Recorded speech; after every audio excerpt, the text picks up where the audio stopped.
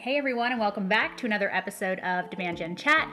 I'm your host, Kaylee Edmondson, and today we are joined by Jay Desai, who is the marketer turned founder of Swpely and currently the host of DTC Pod. Thanks for having me, Kaylee. I'm super excited to chat. I know we have some fun topics planned. Yeah, absolutely. Do we want to just dig right in? Start with a little bit about yourself and what you're doing right now at Swpely? Yeah, for sure. Hey everybody, I'm Jay. I'm the founder of Swpely. Swpely is basically a tool to help you save, curate, and share content from all over the internet. Like not just websites and images, but like videos, podcasts, LinkedIn posts, tweets, all the content gets interacted with live in the actual application. So you don't have to like click around for a bunch of links or anything like that. I just actually started Swpely. Probably it's been like 7 months now, 6 months, something like that. But before I was working on Swpely, I was actually working at a B2B company for influencer marketing called Trend, where I was the head of growth over there and helped grow the company from 6 paying brands to 400 in a year. Yeah, absolutely. No, I think Swipely is so interesting. And just for anybody listening, how I found out about Swipely, I guess it was like a month or so ago now. I had posted a poll on LinkedIn just saying, hey, does everyone here have a swipe file? Like yes or no. And it was kind of crazy. I feel like everybody came out of the woodwork to comment on it and let me know that I needed to be using Swipely and like Swipely would solve all of my problems. We had some really great conversations in the comments where I was just like, I feel that I have some things saved in emails and some things saved on my desktop. It's like, if you close all of my tabs, my desktop was like a nightmare of just things that I had seen in the wild that I wanted to reference back to. I'm like all the time trying to look at how people are running their advertising campaigns and steal inspiration from it. But it was not a very active way to keep track of things. So anyways, that's kind of how I first heard about Jay and found out about his company. I don't know, probably 20 people at least commented specifically saying I needed Swipely. So I'm a user. I love it so much. But I want to know specifically, so you're at Trend and you find there's a huge gap in the market. Everybody's organizing their files like me in a little bit of everywhere, right? Is that how this kind of came to life? Yeah, I think you kind of nailed it over there. I think some of the other factors that were kind of at play for me personally, and kind of to just share, I'm building Swipely for myself, for my own problem. So that's a little bit about it. But to give a little bit more context and backstory over there, it really kind of started to manifest probably back in July 2020. I started working on building my personal brand on LinkedIn, and posting every day, talking about different marketing things because that's the field that I was in. But I actually just graduated from college like 3 years ago, so I only have so many experiences to share. And so after a while, what I found myself doing was really kind of putting my own take or my ideas on other concepts that people were presenting. And so with that, I used to collect a lot of different ideas and topics, things that I could potentially talk about. And then you combine that at the same time with at Trend, we had a newsletter. So I was constantly collecting resources for that. We had a podcast as well, kind of like how you mentioned earlier, Kaylee. So we had to always come up with content ideas over there.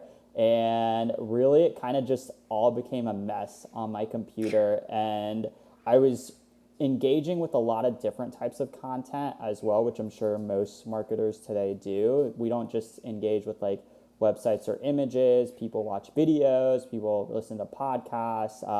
Twitter and LinkedIn has become really big as well. And so consuming all of these different types of content in different forms makes it really difficult to keep everything in place. So that was kind of like the aha moment for me building this. And then one of the other things that really helped push me over the edge over there was back in September 2020, I was moving apartments and my girlfriend finally convinced me to jump onto Pinterest to start saving stuff. And I really liked all the recommendations that I got from furniture and things that were like more to my taste and preferences. And I was like, there's got to be something like this that exists for content. And so that was really all of those different factors kind of manifested into what Swipely is today and what we're building. And so as you're making the transition from trend over to Swipely and, putting all of your time and effort behind launching this. I know that you, stopped working full time at Trend, but kept the podcast going and, so that you could shift some of your time and effort into standing Swipely up as you see it today. Talk a little bit about how you started to get those wheels turning and generating those first 100 signups. I think one of the biggest things that I learned was probably in March 2020. I've always wanted to start my own business for a while. And so I tried my hand at a sports newsletter thing that was supposed to kind of be like a morning brew, but for sports. And so I spent not a lot of money, but probably ended up spending like $1,000 and on an idea that never really took off. And after that, I was really like, I don't want to spend, it wasn't a ton of money, but I'm still like, I've worked at a lot of smaller companies. And so that tends to make me a little bit more careful about how I spend. And so I was like, I don't want to spend $1,000 without validating an idea ever again. Because I could have used that money for a vacation or whatever, or something else. And so what I did this time was actually I put together the website. We just had like a single email sequence. And I put it out to my network on LinkedIn. So I'd been working on building my personal brand starting from July and put it out probably the first week of November and basically said, hey, if anyone's interested, go ahead and sign up for this thing. And the idea behind it was if there was enough people interested, we'd be able to build a product and I'd feel a lot more comfortable spending money. And with that, one thing that I also ran to kind of bump up that wait list as well was we did a giveaway for 2 Patreon subscriptions, one for Dave Gearhart's DGMG and another one for John Bonini's Some Good Content. So my audience is mostly marketing people, and I figured why not give them something that they'll actually use that's a marketing resource. And so that helped to really drive the wait list up. And we actually built like a little bit of a flywheel as well in that sense. So, not only did a sign up equal an entry, but if you got other people to sign up, you got more entries. And then we also gave out more entries for people responding back to emails. And so that really got the sharing wheel started. And that's really what got us to 100 people. But also like building the community aspect of Swipely as well, because it's very engaging, right? And it entices you to engage not only with you as the founder, but also with other like fellow Swipely members on LinkedIn and Twitter, which is super interesting. And you talk about this first startup. I don't know how much you want to talk about it, but I'm really interested to know. You spent $1,000. What'd you spend it on, and what'd you learn most? Like, what were your signals to be able to say, like, okay, this is not taking off, this is failing, in order for you to say, okay, I need to stop this and like move to the next idea? Yeah, I think the biggest signal was just not necessarily the cost of user acquisition, but the time of it. And so we were doing some stuff. Obviously, like we started in March 2020, right when COVID was really kicking up. Obviously, the best time to start a business. And so sports got shut down at the same time.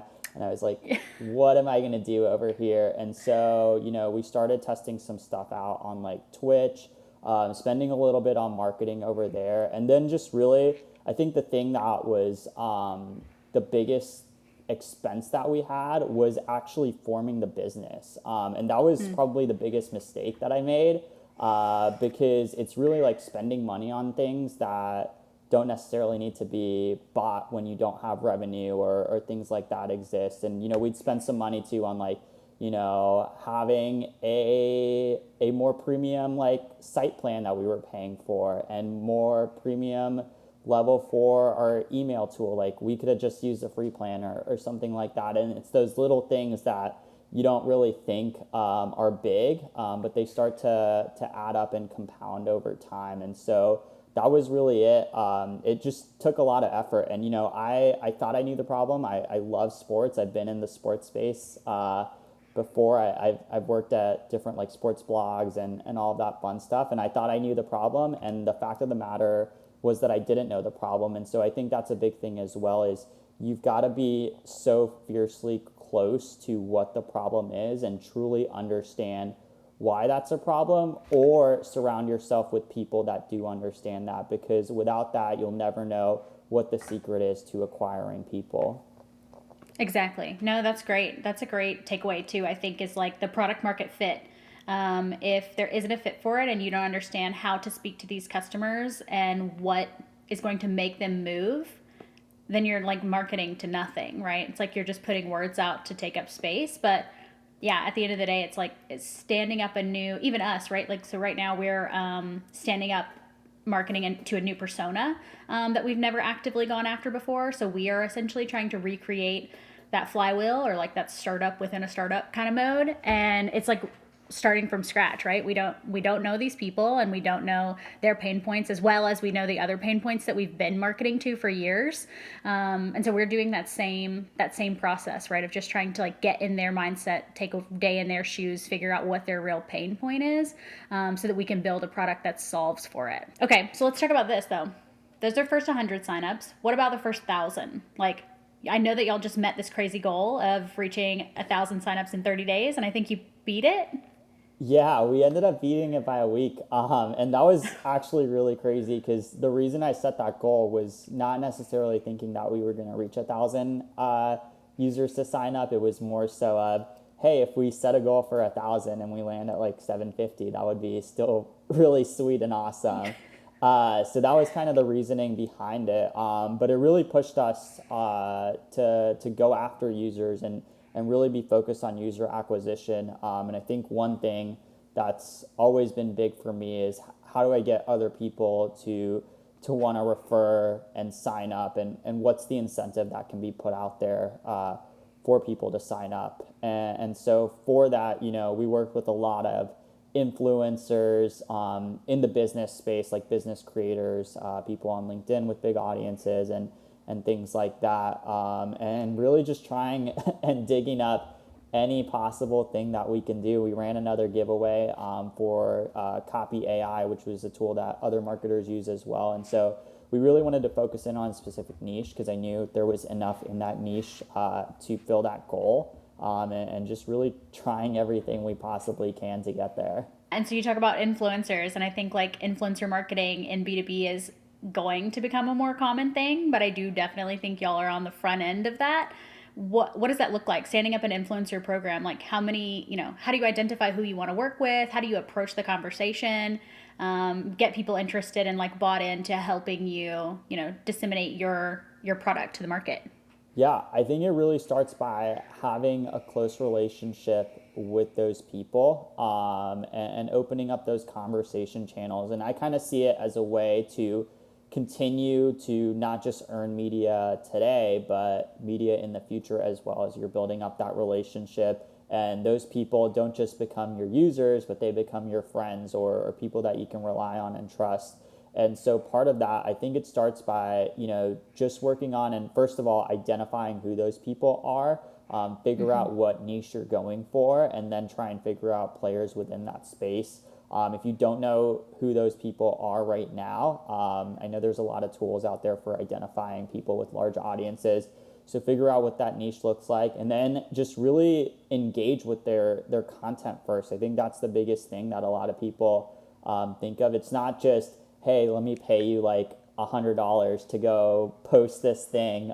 That's definitely not how it works. You can try that, but I promise you probably won't get very good results versus the other way. Yeah. And so I really think that's what's the big piece over there, is engaging with those people. And then once you sort of build that rapport with them, that they're seeing you, and trust me, every single creator, for the most part, like for people that have like under 50,000 followers, they're definitely seeing you. I know because I've tried this myself. And if you're engaging with someone's content regularly, they're going to see you. They're going to know who you are. And that sounds kind of crazy because you're like, this person has like tons of followers. Like they probably don't even see me. But I promise you, they are seeing you for those accounts that are probably like 50,000 or less. And so as you're engaging, and once you get to a certain point where you've provided a lot of value to them, and you are providing value because by engaging you're boosting their content, feel free to reach out and open those lines of communication. If it doesn't work out, it doesn't work out, but the worst thing they can say is no. And as you kind of start to open up those lines of communication,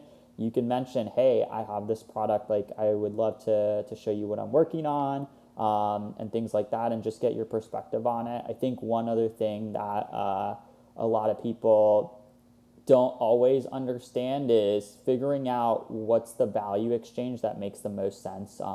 So for us, Swipely is a free tool. So obviously I can't say like, hey, we're going to offer you like $100 off. But a lot of SaaS products do have the ability to do some of that stuff and leverage that. And I think that's a great tool to leverage for yourself. And so if you're able to offer that value to that person and really lead with value, or maybe it's access to something that other users aren't getting yet, or whatever that is, and really opening up that conversation and let them go and try it on their own, and see how they like it. And, as conversations continue to progress, figure out what that agreement looks like that's going to benefit mutual value from both sides. And the best tip that I'll leave off with too for that is whenever it's time for them to post, or you're asking them to post or helping you out in that sense, don't put parameters around the content itself. You have to let them really run with it because they know what kind of content best resonates with their audience.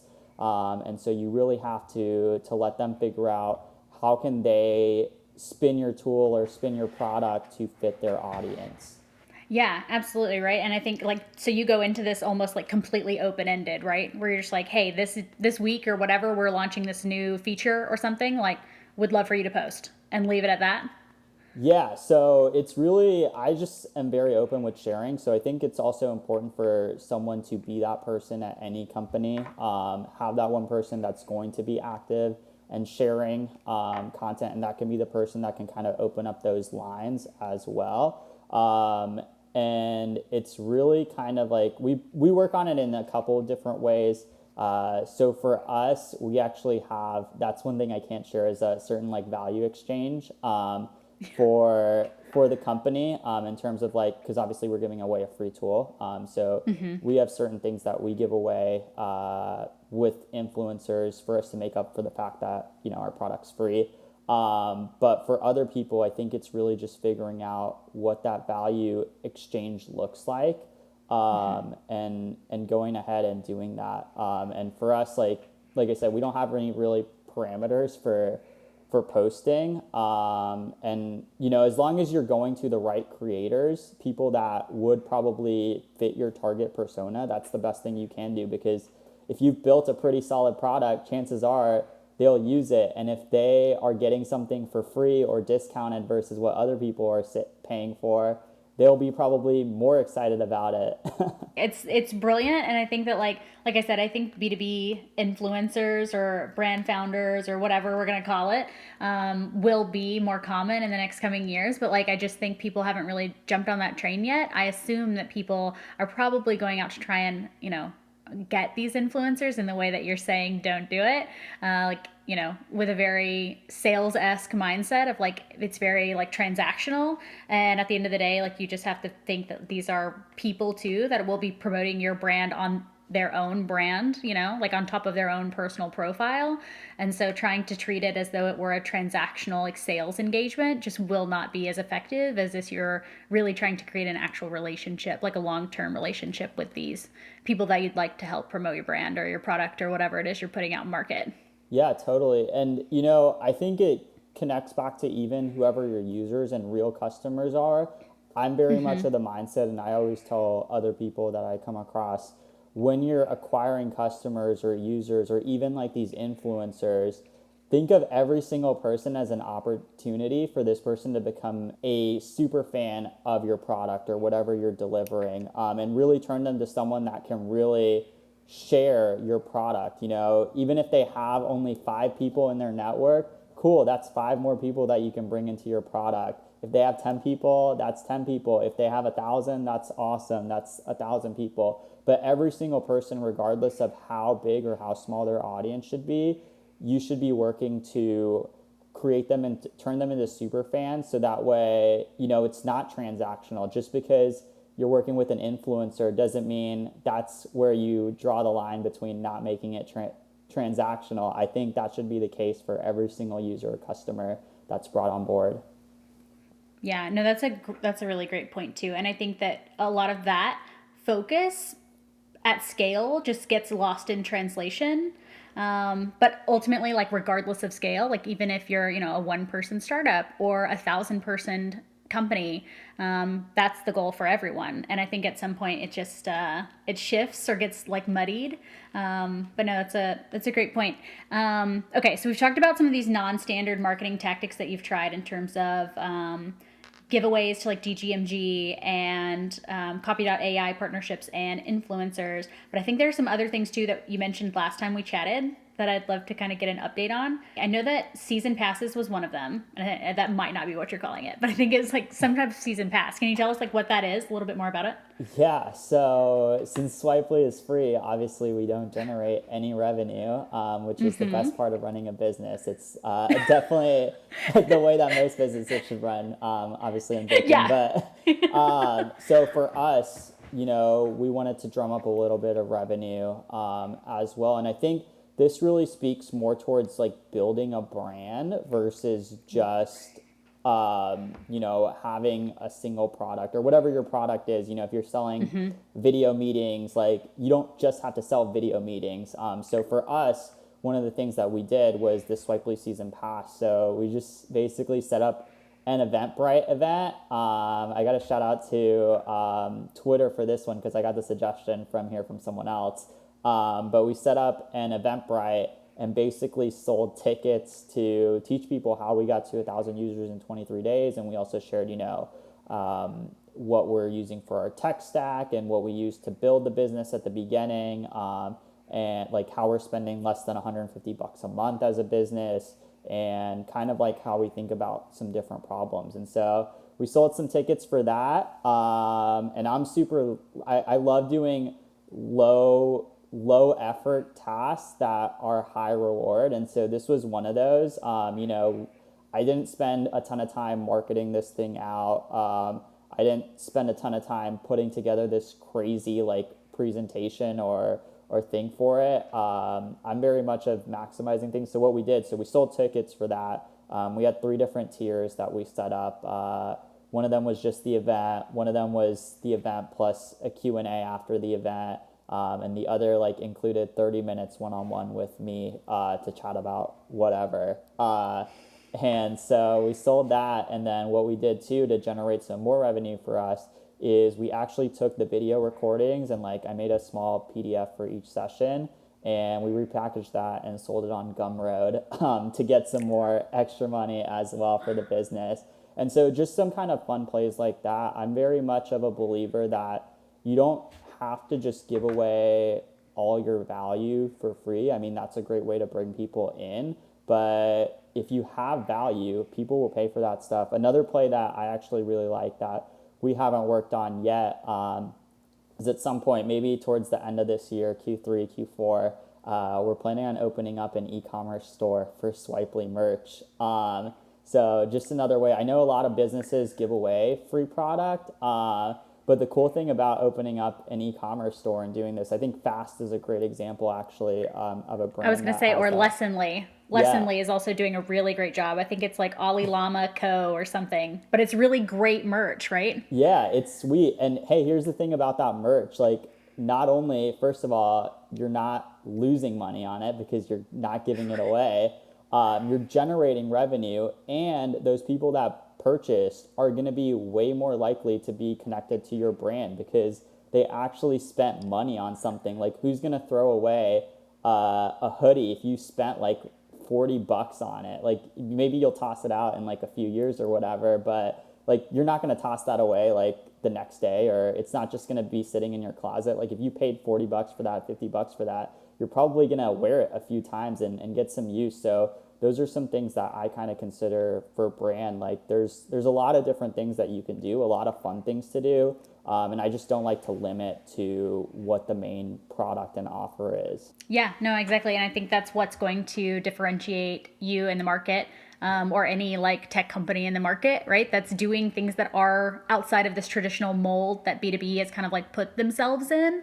And even like going back to the hoodie conversation, like I have Llama, or what, I think it's Ali Llama. I'll have to look it up after this, but I know it's lessonly. That's the point. Anyways, I have one, a pullover. It's like really nice, and every time I've worn it, which has been maybe 5 times, someone has asked me like, "Oh, what is that?" So it's a great conversation piece too, because every time I'm like, "Oh, it's this great tech company, da da da." It's actually lessonly. It has nothing to do with hoodies. It's just like a really natural conversation, and so it's a good conversation starter and a great brand piece. Yeah, exactly. And they're making money for that. So that's awesome. They get some. Yeah, and especially you guys, right? An extra revenue stream. You're like, I'm here for it. We've also got some fun NFT stuff signed up, ideas too, but I'll save that for maybe another discussion. All that I know about NFTs are that we just did our first NFT a few weeks ago. And by our, I mean, I cannot take credit for any of this. Nolan is our video guy, but we all wear tons of random hats. So one of the sales guys, Kyle Willis, he's actually a sales guy over at Zoom Info, put up a really funny gif of him dancing on for closing a big deal for the last day of the month. And we turned his dance into an NFT. I can't take credit for that at all, but it was really entertaining to make. He of course loved it, and then we got tons of like great coverage for it on LinkedIn. So no, I would love to know what your thoughts are. Yeah, that's super sweet. Yeah, we're thinking about doing some like Swipely trading cards for some early users, and the thought behind that is that hopefully in the next 5 to 10 years, when Swipely's a much bigger company, it would be cool to have one of those like first edition trading cards from back when the company just started. I love that so much. Okay, cool. Do you have other thoughts while we're on this topic outside of trading cards? Yeah, I don't know. I mean, I honestly come up with weird revenue stream ideas like all the time. Like I even like Swipely is like obviously like our core product is a tool for like content saving and content sharing, but I kind of consider Swipely as more of like a very, not just a one size fits all like tech company. So like if we have an idea for like a business, and the way I kind of see revenue is just like a means, like a mechanism for us to be able to grow. It's not just, hey, we need to keep generating X amount of dollars from here and continue to keep scaling and stuff like that. Like there's going to be points in our business that will hit like blocks where, either we've hit a block on how much of the market we can capture in a certain niche or vertical or whatever. And that's going to happen. And so for us, I kind of just consider that as an opportunity. Hey, we're just going to start building some other blocks over here. Maybe we want to start this other product that maybe only generates 10K a month or something like that. And that's not a lot of money, but if we're able to generate a return on our investment for whatever we spend to build something like that, 10K a month is maybe 1 or 2 people's salary. And so that's kind of how I think about revenue is, it's just really a means for us to continue to build and scale and acquire more and more dollars for the business. And so what you'll probably see at some point, as long as things at Swipely go smooth, which they have so far, we'll come out with other cool products. And, we're not looking to scale to like every product to like hundreds of thousands, millions of users. But hey, if we get like 5,000 people using a product and they're paying maybe like $10 a month, that could be 50K MRR and pay for a lot of people's salaries and stuff like that, or even like a company trip.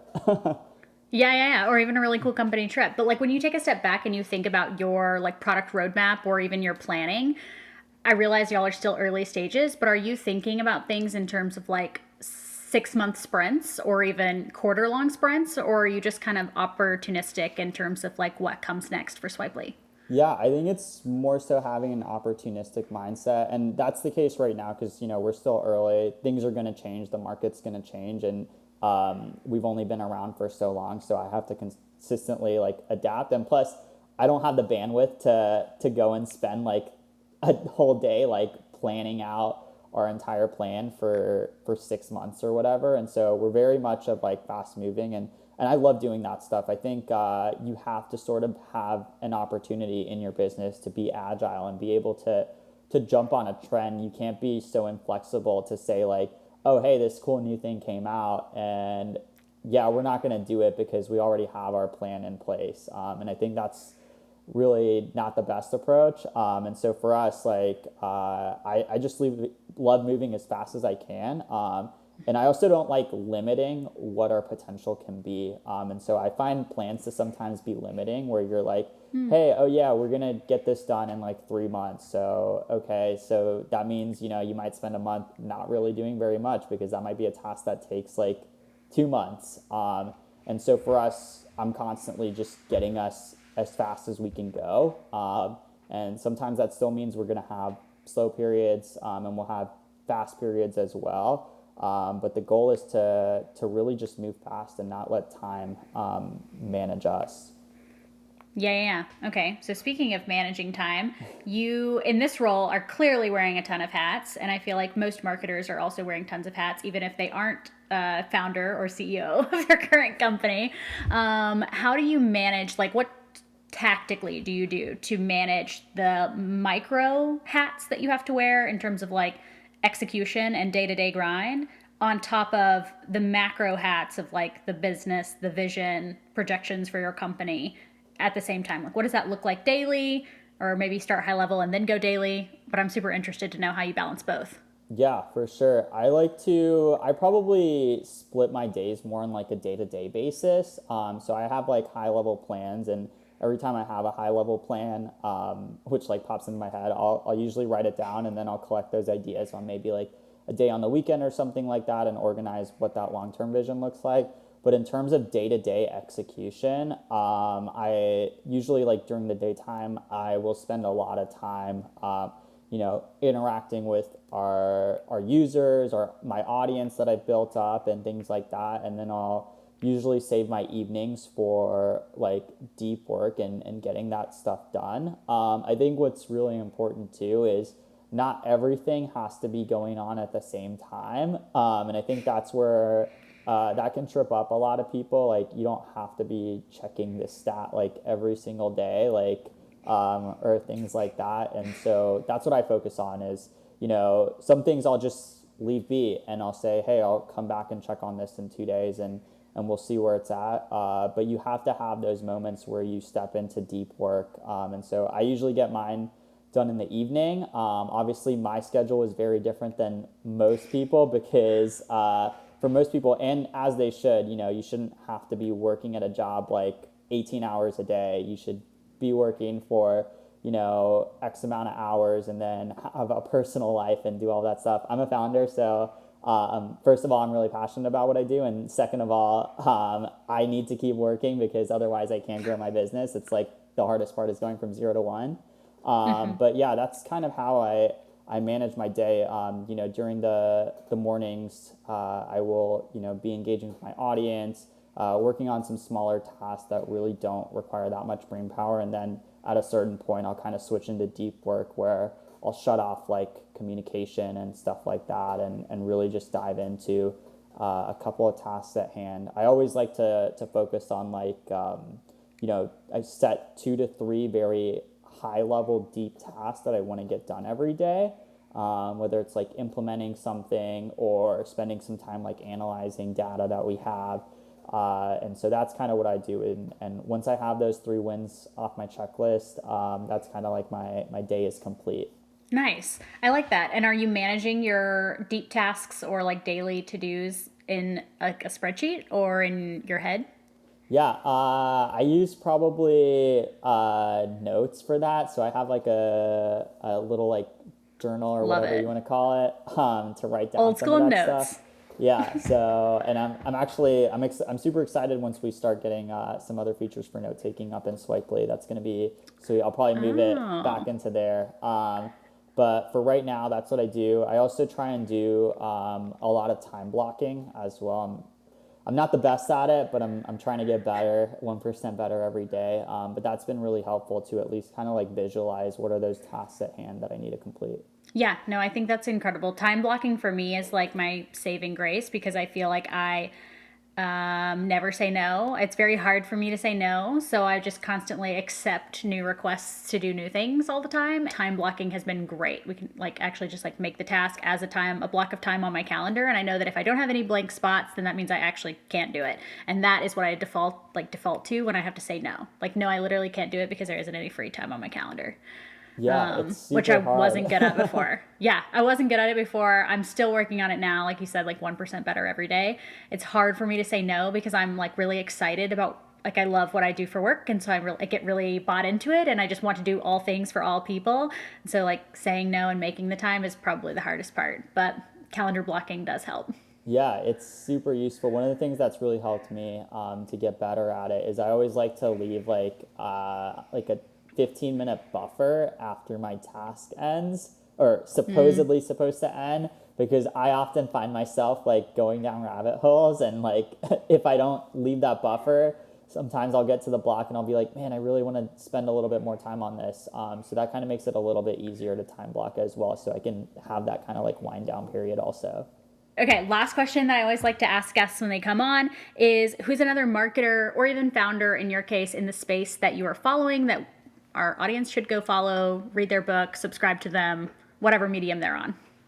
Yeah. Man, there's so many good ones to pick from. I'm gonna get in a lot of trouble for the people that I don't end up picking, since you're asking me to just pick one person.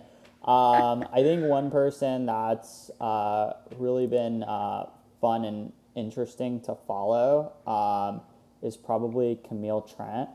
She's actually one of the advisors for Swipely, but she's probably like one of the best uh, content writers, editorial directors that I know. I mean, she works at Marketer Hire. Some of the work that she does is like, I'm like, man, I wish I had the ability to do some of the stuff that she does in terms of writing. And she's just a really great marketer, just really a great copywriter and an excellent marketer. So that's who I'll probably throw out for this. You should definitely talk to her about convincing people. And she's also grown her audience really, really fast. Oh, wow. And she's primarily active on LinkedIn? Yeah, she is primarily active on LinkedIn. Perfect. No, that's incredible. I will go follow her for myself. And then, of course, anybody listening, go check her out as well. For anybody that wants to keep up with you or follow along with you, Twitter, LinkedIn, both? Yeah, both is what I'm on right now. So if you want to connect with me on LinkedIn, feel free to just Jay Desai, Jay, last name Desai, Desai. Search it up. If you're connected with Kaylee, you'll probably be able to find me. And then on Twitter, I'm JAT, so at, and then Swipely. So I just recently actually changed that. But yeah, feel free to connect with me on Twitter or LinkedIn. I used to say that I'd respond back in the same day, but now it's probably like 48 hours. But if you send me a message, you will hear back from me at some point. So feel free to reach out to me. I love connecting with people. I love talking with people. And if you have any questions about anything we chatted about, my DMs are open. Love it. Thank you so much for coming on the podcast and sharing your wisdom with us. I think it's just super intriguing how you're going about building this product, and of course, like how I found out about you guys. Obviously, it's all working. I am always very influenced by really out-of-the-box marketing tactics. So when I was kind of swarmed with all of the people that already know and love Swipely, I was very convinced myself. So hopefully others listening find this insightful and can take some of these ideas around giveaways or influencers and implement them into their own marketing strategies. So for anybody listening that found today's content helpful or valuable in any way, please make sure to leave us a review. It helps us continue to make valuable content like this and bring it your way. And we'll see you next time.